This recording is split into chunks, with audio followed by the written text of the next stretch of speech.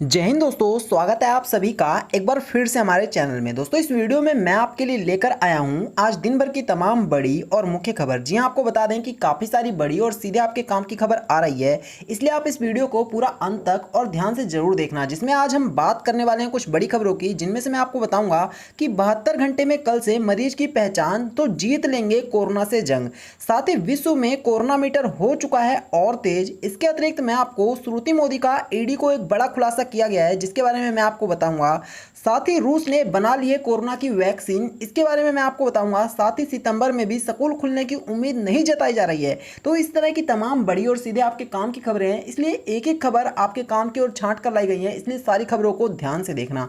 तो चलिए वीडियो को शुरू करेंगे सीधे पहली बड़ी खबर से, लेकिन उससे पहले बस आपसे छोटी सी रिक्वेस्ट है कि वीडियो को लाइक करके आप हमारे चैनल को सब्सक्राइब करना, साथ ही इसे और लोगों के साथ फेसबुक व्हाट्सएप पर शेयर करना। तो चलिए बात करेंगे सीधे पहली बड़ी खबर की। जी हाँ, 72 घंटे में कर ले मरीज की पहचान तो जीत लेंगे कोरोना से जंग, पीएम ने राज्य को दे दी है ये टिप्स। दोस्तों भारत में तमाम उपायों के बावजूद कोरोना वायरस का संक्रमण फैलता ही जा रहा है। अब तो रोजाना भारत में अमेरिका और ब्राजील से भी ज्यादा केस सामने आ रहा है। कोरोना संकट पर प्रधानमंत्री नरेंद्र मोदी ने आज सबसे ज्यादा कोरोना प्रभावित राज्यों के मुख्यमंत्रियों के साथ वीडियो कॉन्फ्रेंसिंग के जरिए चर्चा की। बैठक में पश्चिम बंगाल, महाराष्ट्र, तमिलनाडु, आंध्र प्रदेश, बिहार और गुजरात के मुख्यमंत्री समेत रक्षा मंत्री राजनाथ सिंह, स्वास्थ्य मंत्री डॉक्टर हर्षवर्धन भी शामिल हुए। इसमें पीएम मोदी ने कहा है कि अगर हम 72 घंटे में ही कोरोना वायरस के मरीज की पहचान कर लें तो हम बहुत जल्द उनको ठीक भी कर सकते हैं और इससे हम सभी लोगों को काफी मदद मिलेगी और हमारे देश की इकोनॉमी भी सुधर जाएगी। चलिए बात करेंगे एक और बड़ी खबर की। जी हाँ, विश्व में कोरोना का मीटर हुआ और तेज, संक्रमितों का आंकड़ा पहुंचा 2 करोड़ के पार। न्यूजीलैंड में 102 दिन बाद मिल गया है नया केस। जी हाँ दोस्तों, बड़ी खबर है। दुनिया भर में कोरोना वायरस के मामले बढ़कर अब 2 करोड़ को पार कर चुके हैं। जॉन्स हॉपकिंस विश्वविद्यालय की ओर से जारी आंकड़ों में इसकी पुष्टि हो चुकी है। दुनिया भर के कोविड मीटर की बात करें तो विश्व में कोरोना संक्रमितों का कुल आंकड़ा 2 करोड़ 23,016 तक पहुंच चुका है। अब तक कुल 7,33,937 लोगों की मौत भी हो चुकी है। बता दें कि न्यूजीलैंड में लगभग 102 दिनों के बाद एक नया केस मिला है, जिससे कि वहां पे एक बार फिर से हड़कंप मच गया है। कुल मिलाकर कोरोना वायरस से हम किसी भी हालत में निडर होकर नहीं बैठ सकते, क्योंकि कोरोना वायरस पूरी तरह से ठीक होने के बाद भी वापस लौट सकता है, जो कि हमें न्यूजीलैंड में देखने को मिल रहा है। बात करेंगे एक और बड़ी खबर की। बता दें श्रुति मोदी का ईडी को खुलासा। रिया चक्रवर्ती करती थी सुशांत के वित्तीय और प्रोफेशनल फैसले। जी हां दोस्तों, बड़ी खबर है। सुशांत सिंह राजपूत केस में प्रवर्तन निदेशालय यानी कि ईडी आज फिर सुशांत सिंह की पूर्व मैनेजर श्रुति मोदी से पूछताछ कर रही थी। पूछताछ के दौरान श्रुति मोदी ने ईडी को दिए अपने बयान में किसी भी तरह के गैर कानूनी वित्तीय लेनदेन से इनकार कर दिया है। इसके साथ ही उन्होंने बैंक से पैसे लेने की बात को भी नकार दिया है, लेकिन उन्होंने ईडी को बताया है कि सुशांत की जिंदगी में जब से रिया आई तब से वही सारे फैसले ले रही थी। इतना ही नहीं, श्रुति मोदी ने ईडी को बताया कि रिया सुशांत के वित्तीय फैसलों और प्रोफेशनल प्रोजेक्ट पर भी अपना निर्णय ले रही थी। सुशांत सिंह अपने फैसले नहीं ले रहे थे। जब रिया सुशांत से मिली थी तब वह सुशांत की बिजनेस मैनेजर थी। तो कुल मिलाकर सुशांत सिंह और रिया के बीच में एक और बड़ा खुलासा हो चुका है और रिया ही सुशांत के ज्यादातर फैसले लेने लग गई थी। बात करेंगे एक और बड़ी और मुख्य खबर की। जी हां, बहुत बड़ी खुशखबरी आ रही है। रूस ने बना ली है कोरोना वायरस की दवा। पुतिन की बेटी को लगा है पहला इंजेक्शन। जी हां दोस्तों, बड़ी खबर है। रूस ने कोरोना वायरस की वैक्सीन बनाने का जो दावा किया था, उस पर राष्ट्रपति व्लादिमीर पुतिन ने भी मुहर लगा दी है। पुतिन ने इस बात की जानकारी देते हुए कहा है कि देश में स्वास्थ्य मंत्रालय ने इस दवा को मंजूरी दे दी है और यह दुनिया की पहली कोरोना वैक्सीन होगी। इसके साथ ही पुतिन ने यह भी बताया है कि उनकी बेटी को इस वैक्सीन का पहला इंजेक्शन दिया गया है। वैक्सीन को मॉस्को की गामाले इंस्टीट्यूट में विकसित किया गया था और मंगलवार को देश के स्वास्थ्य मंत्रालय से मंजूरी भी मिल गई है। तो ये एक बहुत बड़ी खुशखबरी है कि फाइनली रूस से कोरोना वायरस की वैक्सीन की खुशखबरी आ रही है और इससे आने वाले दिनों में पूरी दुनिया में कोरोना वायरस की वैक्सीन को लेकर एक बड़ी राहत मिलेगी। बात करेंगे एक और बड़ी खबर की। तो बता दें सितंबर में भी स्कूल खुलने की उम्मीद नहीं जताई जा रही है। 58% पेरेंट्स कर रहे हैं स्कूल खोलने से इनकार। जी हां दोस्तों, बहुत बड़ी खबर है। कोरोना महामारी की वजह से स्कूली छात्रों की पढ़ाई का बड़ा नुकसान सहना पड़ रहा है। मार्च के तीसरे हफ्ते से ही देश के सभी सरकारी और प्राइवेट स्कूल बंद हैं। हालांकि पिछले कुछ समय से स्कूलों में ऑनलाइन क्लासेस के जरिए पढ़ाई कराई जा रही है, लेकिन ये व्यवस्था शहरों में बड़े स्कूल तक ही सीमित रह गई है। अधिकतर ग्रामीण इलाकों में इंटरनेट की हर जगह पहुंच ना होने की वजह से स्कूली पढ़ाई ठप हो चुकी है। ऐसे में एक सर्वे किया गया और पेरेंट्स से पूछने की कोशिश की गई कि पेरेंट्स क्या चाहते हैं, क्या बच्चों के स्कूल खुल जाने चाहिए। तो बता दें कि बड़ा ही हैरान करने वाला आंकड़ा सामने आया है और 58% पेरेंट्स ने साफ साफ नकार दिया और उन्होंने कहा है कि हम नहीं चाहते हैं कि अभी स्कूल खुले, क्योंकि हमारे बच्चों की सेफ्टी सबसे ज़्यादा जरूरी है। तो इससे पता चलता है कि अभी सितंबर में भी स्कूल खुलना बेहद ज़्यादा मुश्किल होने वाला है। बात करेंगे एक और बड़ी खबर की। जी हाँ, स्वतंत्रता दिवस के मौके पर रचा जाएगा इतिहास। अमेरिका के टाइम्स स्क्वायर पर पहली बार फहराया जाएगा तिरंगा। जी हाँ हाँ दोस्तों, बहुत बड़ी और गर्व की बात है हमारे देश के लिए, इसलिए इस वीडियो को अभी लाइक कर देना क्योंकि हमारे देश के तिरंगे की बात आ चुकी है। स्वतंत्रता दिवस भारत के लिए सबसे बड़ा दिन होता है। इस बार स्वतंत्रता दिवस पर इतिहास रचा जाने वाला है।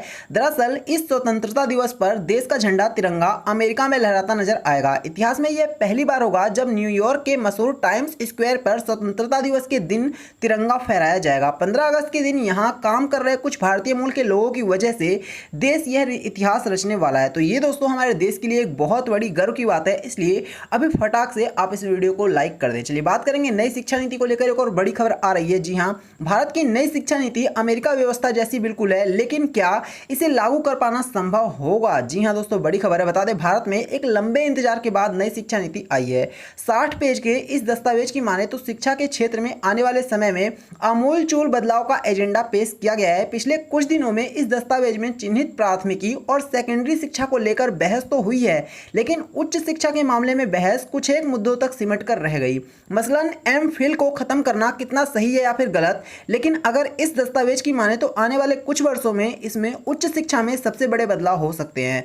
तो अभी नई शिक्षा नीति काफी ज्यादा बेटर रही है तो सबको पता है, लेकिन इस नई शिक्षा नीति को भारत में लागू करना बहुत ही ज्यादा मुश्किल होने वाला है, क्योंकि अभी तक हमारा देश लगभग 34 साल से पुरानी शिक्षा नीति को लेकर ढोता हुआ आ रहा था और अचानक से नई शिक्षा नीति आ जाने की वजह से थोड़ी परेशानी हो सकती है। चलिए बात करेंगे एक और बड़ी खबर की। जी हां, 56,000 के रिकॉर्ड के स्तर को छूकर गिर गए हैं सोने के दाम। जन्माष्टमी के पहले हुआ इतना सस्ता। जी हां दोस्तों, बड़ी सोने के दाम में आज गिरावट देखी गई है। पिछले सप्ताह 54,000 से 56,000 रुपए के उच्चतम शिखर पर पहुंचने के बाद अब सोने के भाव में गिरावट देखने को मिल रही है। इसके साथ ही चांदी के भाव में भी कमी देखी गई है।